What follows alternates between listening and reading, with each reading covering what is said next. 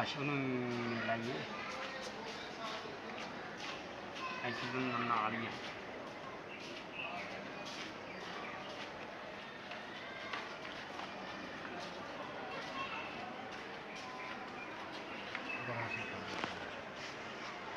कितना होया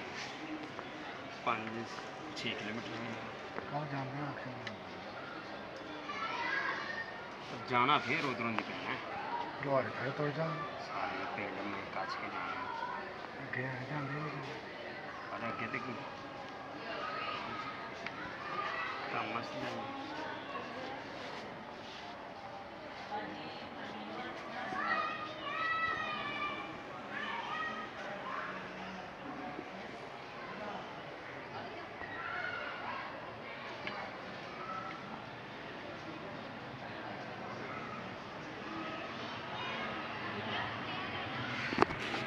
तो